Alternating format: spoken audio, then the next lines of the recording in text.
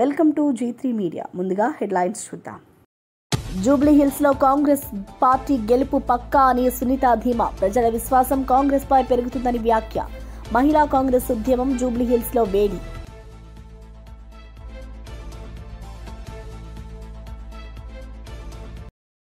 వైఎస్ఆర్సీపీ రాష్ట్ర కార్యదర్శులకు జగన్ కీలక సూచనలు. 175 నియోజకవర్గాల్లో గెలిపే లక్ష్యమని జగన్ స్పష్టం.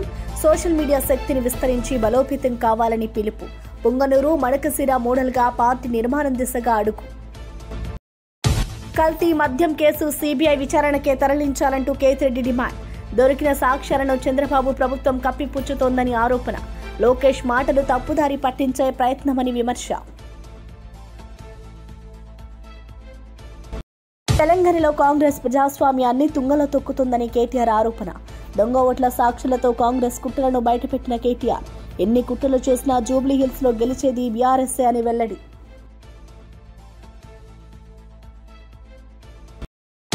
జీజీహెచ్ లో చికిత్స పొందుతున్న అనపర్రు బీసీ హాస్టల్ విద్యార్థులను మాజీ మంత్రి విడుదల రజని పరామర్శించారు. చంద్రబాబు అధికారంలోకి వచ్చిన తర్వాత సంక్షేమ హాస్టల్ విద్యార్థులు అనారోగ్యానికి గురవుతున్నారని ఆవేదన వ్యక్తం చేశారు. 31 మంది విద్యార్థులు ఇంకా జీజీహెచ్లో చికిత్స పొందుతున్నారని తెలిపారు. విద్యార్థుల అస్వస్థతకు ప్రభుత్వం ఇప్పటివరకు కారణం నిర్ధారించలేదని విమర్శించారు. వార్డెన్పై విద్యార్థులు ఎమ్మెల్యేకు లేఖ రాసినా స్పందించలేదని పేర్కొన్నారు.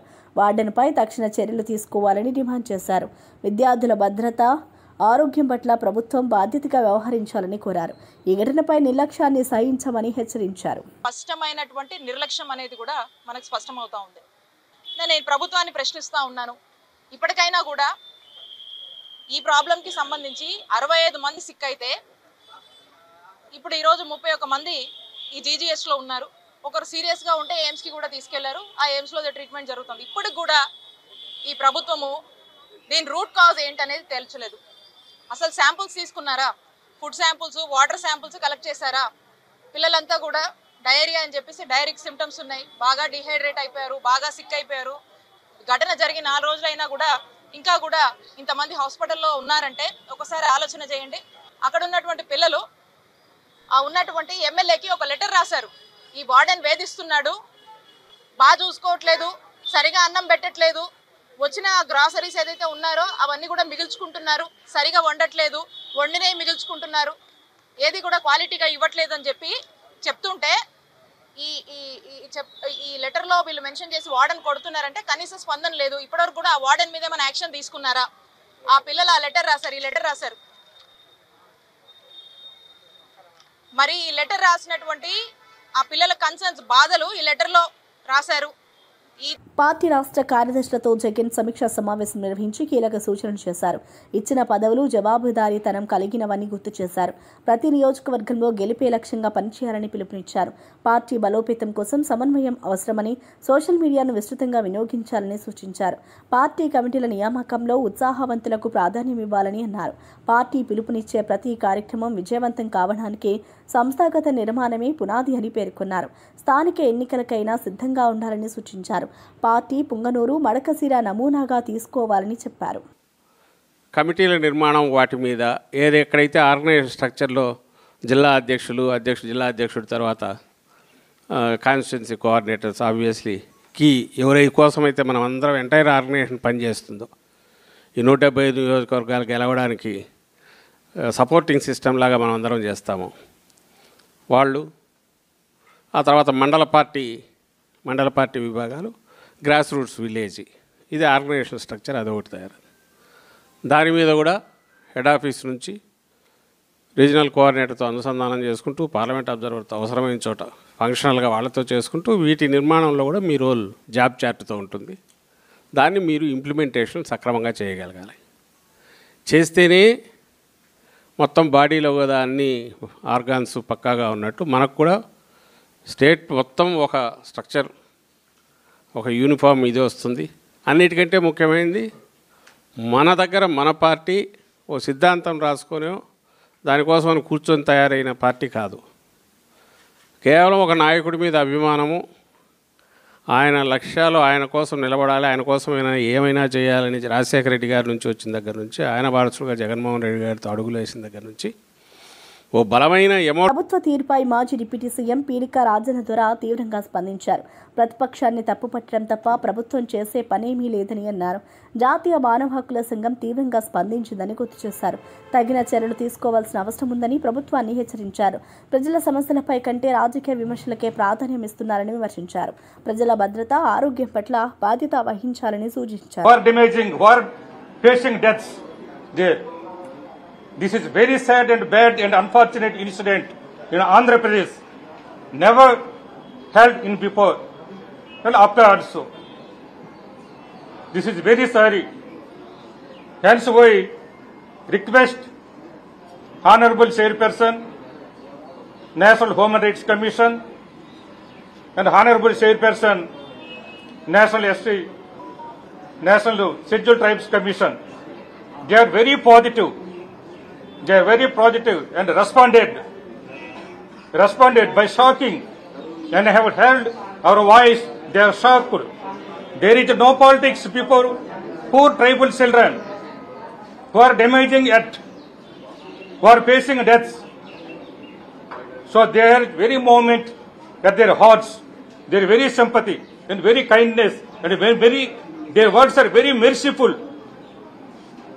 They have said that teams will be sent to visit these spots and also address the Honorable Chief Minister Andhra Pradesh, Honorable Chief Secretary Andhra Pradesh, and relating to district collectors, what they taken action.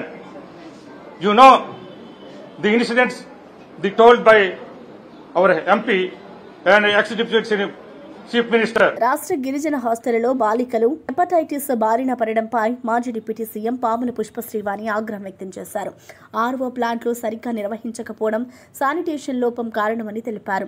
కనీస అవగాహన లేని గుమ్మడి సంధ్యారాణి గిరిజన శాఖ మంత్రిగా ఉండడం రాష్ట్ర దౌర్భాగ్యమని అన్నారు. విద్యార్థుల ఆరోగ్యంపై ప్రభుత్వం నిర్లక్ష్యం చేస్తుందని ఆరోపించారు. తక్షణ చర్యలు తీసుకోవాలని డిమాండ్ చేశారు. ఇంటికి పంపించేసి చేతులు దులుపుకున్నటువంటి ఒక అసమర్థ ప్రభుత్వం ఈరోజు ఆంధ్రప్రదేశ్ లో ఉంది అని చెప్పేసి ఈ సందర్భంగా తెలియజేస్తున్నాం.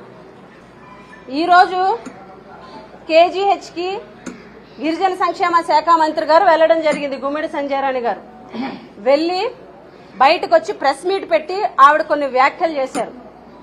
ఆవిడ మాట్లాడుతూ ఏమంటారు అంటే, వాటర్ ఇష్యూ లేదు, వాటర్ బాగానే ఉంది, పిల్లలకి టాయిలెట్స్ ద్వారా వచ్చింది అని చెప్పేసి ఆవిడ చెప్పడం నిజంగా ఆవిడ ఎంపీ గారు అన్నట్టుగా మా గిరిజనుల దౌర్భాగ్యం ఆవిడ మంత్రి అవడం. ఎందుకనంటే మినిమం నాలెడ్జ్ లేదు, కనీస అవగాహన లేదు. ఒక స్టేట్మెంట్ ఇచ్చే ముందు కానీ, ప్రెస్ మీట్ పెట్టే ముందు కానీ ఆ అంశం మీద అవగాహన కల్పించుకొని పూర్తి సమాచారం సేకరించిన తర్వాత మాట్లాడాలన్న అవగాహన కూడా ఆవిడకి లేకపోవడం దురదృష్టకరం. ఈరోజు ఆవిడేమంటారనంటే ఆర్ఓ ప్లాంట్ ఉంది అని అంటారు. ఆర్ఓ ప్లాంట్ ఉంది, ఆర్ఓ ప్లాంట్ మీరు మెయింటెనెన్స్ 2 నెలల నుంచి అది పనిచేయట్లేదు, మెయింటెనెన్స్ చేయకపోవడం వల్ల అని చెప్పి ఫస్ట్ నుంచి మేము వాదిస్తున్నాం. ఏదైతే మంత్రి గారు చెప్పినట్టుగా నిజంగానే ఆర్ఓ ప్లాంట్ ఉంది, పని చేస్తే మొన్న 7వ తారీఖున అంటే వరకు ఎంపీ తనుజారాణి గిరిజన బాలికల మరణంపై తీవ్ర ఆవేదన వ్యక్తం చేశారు. ఒకే ఇన్స్టిట్యూట్లో 170 మంది విద్యార్థులు బాధపడుతున్నారని అన్నారు. ప్రభుత్వం స్పందించకపోవడాన్ని విమర్శించారు. మరణించిన విద్యార్థుల కుటుంబాలకు పరిహారం ఇవ్వాలని డిమాండ్ చేశారు. విద్యార్థుల ఆరోగ్య భద్రతపై సమగ్ర విచారణ జరిపించాలని కోరారు. నిర్లక్ష్యంపై బాధ్యులపై చర్యలు తీసుకోవాలని సూచించారు. స్టేట్ గవర్నమెంట్ కి పట్టకుండా ఉందా, లేకపోతే ఇదంతా అవుతున్నప్పుడు మీరు ఏం చేస్తున్నారు? ఒక ట్రైబల్ మినిస్టర్ గా, ఒక డిప్యూటీ సీఎం స్థాయిలో ఉన్న పవన్ కళ్యాణ్ గారు కానివ్వండి, ఎంతో ట్రైబల్ కి ఎంతో చేస్తాము అన్న చీఫ్ మినిస్టర్ గారైనా ఏం చేస్తున్నారు? కనీసం హాస్పిటల్కి వచ్చి కలవడం కానీ, లేకపోతే ఇట్లా జరిగిన తర్వాత ఒక రివ్యూ మీటింగ్ పెట్టుకోవడం కానీ, ఇట్లాంటివి ఏమీ చేయకుండా అది కేవలం వాళ్ళ పర్సనల్ హైజీన్ వల్లనే, లేకపోవడం వల్లనే ఇదంతా అయ్యింది అని చెప్పేసి బయట కవరింగ్ ఇవ్వడం అనేది నిజంగా బాధాకరం. కాబట్టి మీ అట్లీస్ట్ మీకు వ్యక్తిగతంగా మా గిరిజనులకి ఎలాంటి సర్వీస్ ఇవ్వాలని అనిపించకపోయినా మీరున్న పదవులకి రెస్పెక్ట్ ఇచ్చి కనీసం మా గిరిజనులకి న్యాయం చేసే విధంగా మీరు ప్రవర్తించండి. అదేవిధంగా we are from the YSR Congress Party we are demanding our state government to give compensation to the affected families. Vote చోరీ సంతకాల సేకరణకు ప్రజల నుండి విపరీతమైన స్పందన వస్తుందని తెలంగాణ మహిళా కాంగ్రెస్ అధ్యక్షురాలు సునీతారావు తెలిపారు. జూబ్లీహిల్స్లో కాంగ్రెస్ గెలుపు పక్కా అని ధీమా వ్యక్తం చేశారు. ప్రజాస్వామ్యాన్ని కాపాడేందుకు పార్టీ కట్టుబడి ఉందన్నారు. ప్రజల మద్దతు విజయం సాధిస్తామని నమ్మకం వ్యక్తం చేశారు. చాలా వరకు మద్దతు పలికారు. ఈ రోజు ఒక్కరోజే అంటే రేపు లాస్ట్ డేట్, ఈ రోజు ఒక్కరోజే 86,000 అప్లికేషన్స్ మా దగ్గరికి వచ్చాయి. సో అవన్నీ కూడా పీసీసీ అధ్యక్షులు మహేష్ కుమార్ గౌడ్ గారికి సబ్మిట్ చేయడం జరిగింది పీసీసీ ఆఫీస్లో. అదేవిధంగా డ్రామారావు మళ్ళీ ఒక కొత్త డ్రామాకు తెరలేపారు. రాహుల్ గాంధీ గారు ఏదైతే ఓటు చోరీ గురించి మాట్లాడారో, గతంలో లోక్సభ ఎలక్షన్స్ లో వారు ఎన్నడూ కూడా ఎప్పుడు కూడా మాట్లాడలేదు. ఆ రోజు వాళ్లకు తెలియని నిజాలు సత్యాలు అంటే మా కళ్ళు కప్పేసి ఓటు చోరీ చేసి వాళ్ళు గెలవడం అంటూ జరిగిందని చెప్పేసి చెప్పకనే చెప్తున్నారు. మీరు ఒకసారి చూసినట్టయితే ఈ రోజు కేటీఆర్ గారు మాట్లాడుతున్న మాటలు ఏమైనా విజువల్ చేసి సిరిసిల్లలో పలానా అతని ఓటు ఇక్కడ జూబ్లీహిల్స్ లో ఉంది అని చెప్తున్నారు. కానీ మీరు నిజంగా చూసినట్టయితే ఖచ్చితంగా గత లోక్సభ ఎలక్షన్స్ లో కానీ 10 ఏళ్లు వాళ్ళు రూలింగ్ లో ఉన్నప్పుడు ఈ ఓట్లు అనేవి కనపడలేదా? నేను ఒకటి అడుగుతాను, ఈ ఓట్లు అనేది వాళ్ళకి కనపడలేదా? దొంగ ఓట్లు కనపడలేదా? ఇప్పుడే కనిపిస్తున్నాయి. ఓటమి భయం అనేది వాళ్లకు నిజంగా పట్టుకుంది. ఖచ్చితంగా బీఆర్ఎస్ పార్టీ గెలవదు కాక గెలవదు. కల్తీ మద్యం వ్యవహారంపై మాజీ ఎమ్మెల్యే కేతిరెడ్డి వెంకటరామిరెడ్డి మండిపడ్డారు. మేమే కనుక్కున్నామంటూ లోకేష్ చెప్పడం సిగ్గుచేటన్నారు. కల్తీ మద్యాన్ని అరికట్టడం బదులు దాన్ని కప్పిపుచ్చే ప్రయత్నం చేస్తున్నారని ఆరోపించారు. దీనిపై థర్డ్ పార్టీ లేదా సిబిఐ విచారణ జరగాలని డిమాండ్ చేశారు. ప్రభుత్వం బాధ్యత వహించాలని పేర్కొన్నారు.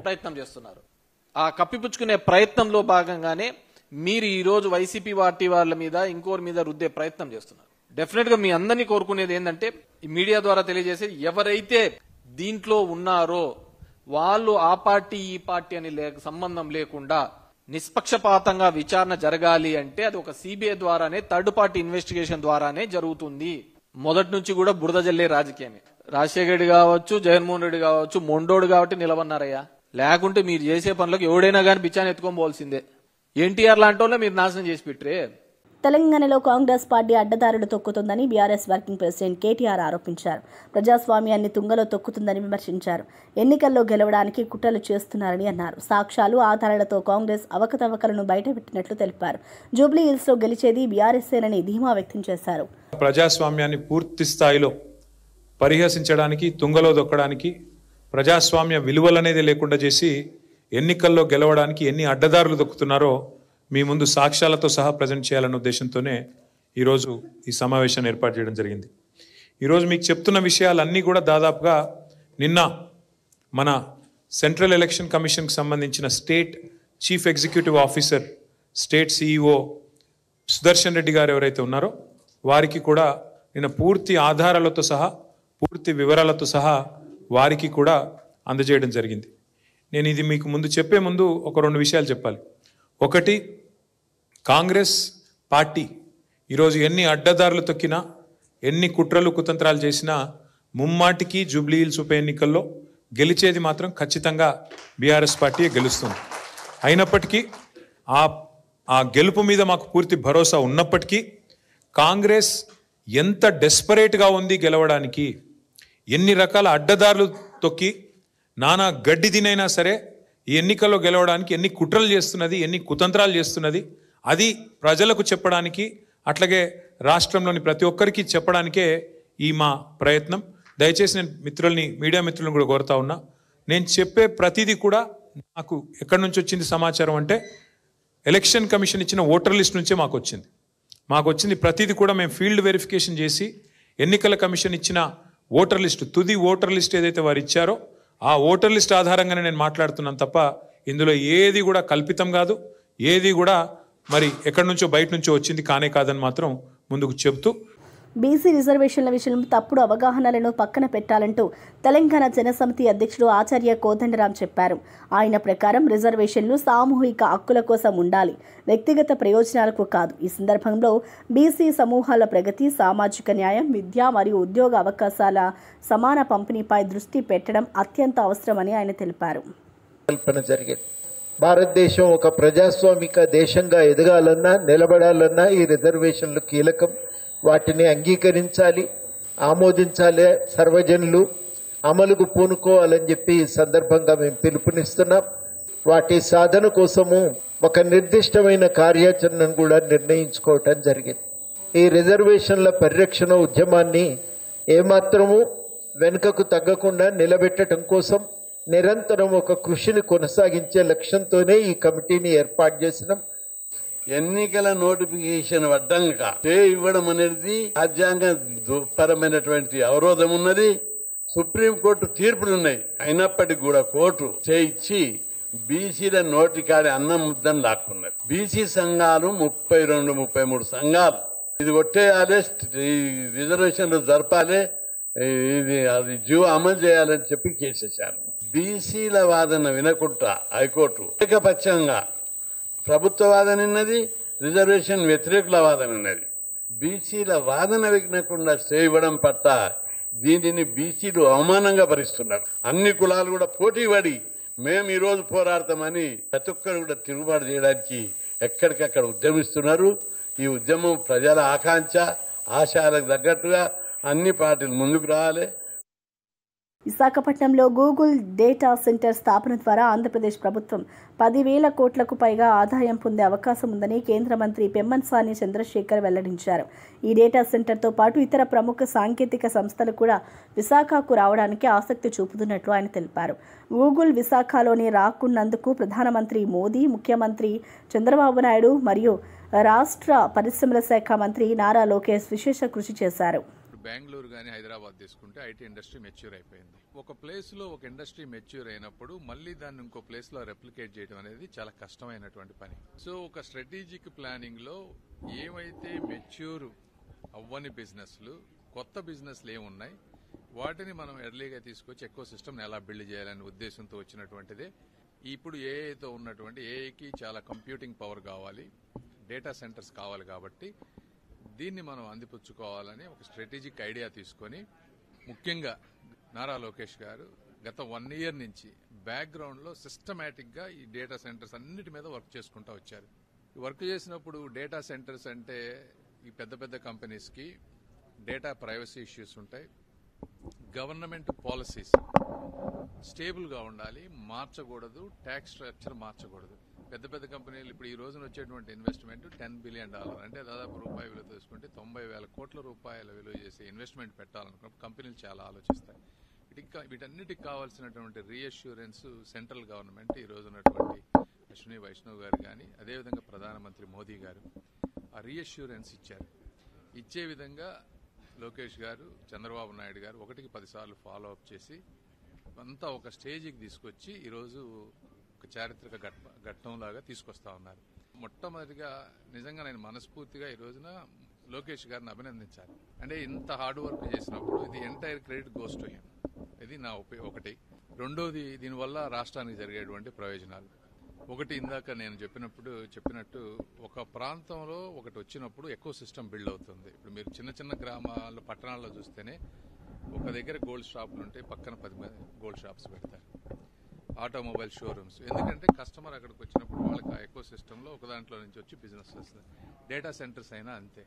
ఈ ఎకో సిస్టమ్ అంతా బిల్డ్ అయిపోయి అక్కడ కావాల్సినటువంటి మ్యాన్ పవర్, లార్జ్ డేటా సెంటర్కి కావాల్సిన కూలింగ్ ఇన్ఫ్రాస్ట్రక్చర్, పవర్ ఇన్ఫ్రాస్ట్రక్చర్ ఇవన్నీ వైజాగ్కి వచ్చేటువంటి అవకాశం ఉంటుంది. కాబట్టి ఒక డేటా సెంటర్లో ఇప్పుడు 90,000 కోట్ల రూపాయలు పెట్టుబడి వస్తే నంబర్ 1 అది కట్టేటప్పుడు దాదాపుగా 5 నుంచి 6 వేల మందికి జాబ్స్ వస్తాయి. పవర్ ఇన్ఫ్రాస్ట్రక్చర్ వాటికి సంబంధించినవి. 2 లాంగ్ టర్మ్ మెయింటెనెన్స్లో హై పేయింగ్ జాబ్స్ ఒక 1000 పైన ఈజీగా వస్తాయి ఈ ఒక్క డేటా సెంటర్లో. ప్రతి డైరెక్ట్ జాబ్కి indirect jobs at least 4 to 6 times తీసుకుంటే మీరు కట్టేటప్పుడు ఒక 20,000, తర్వాత లాంగ్ టర్మ్లో ఒక 5 to 6 ఈ ఒక్క డేటా సెంటర్ ద్వారా వస్తుంది. రెండోది డేటా సెంటర్ ద్వారా వచ్చేటువంటి రెవెన్యూ దాదాపుగా ఎస్టిమేటెడ్, నాకు 100% చెప్పలేను కానీ ఎస్టిమేటెడ్ 10,000 కోట్ల రూపాయల వరకు ఒక డేటా సెంటర్ నుంచి స్టేట్ గవర్నమెంట్కి వచ్చే అవకాశం ఉంది. ఇది సీడ్ అయినప్పుడు దీని పక్కన వచ్చేటువంటి డేటా సెంటర్లో రేపు అన్ని యాడ్ అయితే ఆ మల్టిప్లయర్ ఎఫెక్ట్ చాలా ఎక్కువ ఉంటుంది. ఈ విధంగా ఎంటైర్ ఆంధ్రప్రదేశ్కి ఒక పాజిటివిటీ, ఒక మూమెంటం, ఒక ఏఐ మన అమరావతిలో ప్రజలకు నాణ్యమైన వైద్యం అందించడానికి పీపీపీ పద్ధతిలో మెడికల్ కాలేజీలు మరియు ఆసుపత్రులను అభివృద్ధి చేస్తున్న సందర్భంలో రాజకీయ రంగంలో విష ప్రచారం జరుగుతున్నాయని 20 సూత్రాల అమలు కమిటీ చైర్మన్ లంకా దినకర్ అన్నారు. 17 వైద్య కళాశాలలకు అభివృద్ధి చేయడానికి మొత్తం 8,500 కోట్ల రూపాయలు అవసరమని ఆయన తెలిపారు. అయితే జగన్ ప్రభుత్వం కేవలం 1,500 నుంచి 1,600 కోట్ల రూపాయలకే ఖర్చు చేస్తుందని ఆయన ఆందోళన వ్యక్తం చేశారు.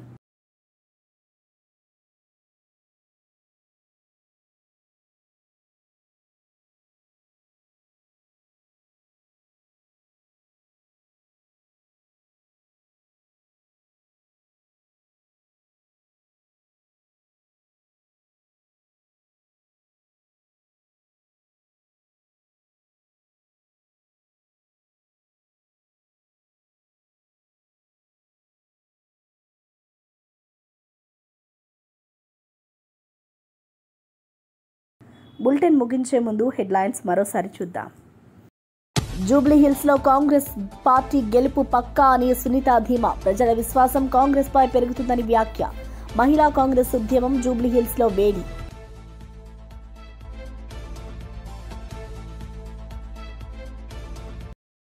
వైఎస్ఆర్సీపీ రాష్ట్ర కార్యదర్శులకు జగన్ కీలక సూచనలు. 175 నియోజకవర్గాల్లో గెలిపే లక్ష్యమని జగన్ స్పష్టం. సోషల్ మీడియా శక్తిని విస్తరించి బలోపేతం కావాలని పిలుపు. పొంగనూరు, మడకశిర మోడల్గా పార్టీ నిర్మాణం దిశగా అడుగు. కల్తీ మద్యం కేసు సీబీఐ విచారణకే తరలించాలంటూ కేతిరెడ్డి డిమాండ్. దొరికిన సాక్ష్యాలను చంద్రబాబు ప్రభుత్వం కప్పిపుచ్చుతోందని ఆరోపణ. లోకేష్ మాటలు తప్పుదారి పట్టించే ప్రయత్నమని విమర్శ. తెలంగాణలో కాంగ్రెస్ ప్రజాస్వామ్యాన్ని తుంగలో తొక్కుతుందని కేటీఆర్ ఆరోపణ. దొంగ ఓట్ల సాక్షులతో కాంగ్రెస్ కుట్రలను బయటపెట్టిన కేటీఆర్. ఎన్ని కుట్రలు చేసినా జూబ్లీహిల్స్లో గెలిచేది బీఆర్ఎస్ఏ అని వెల్లడి.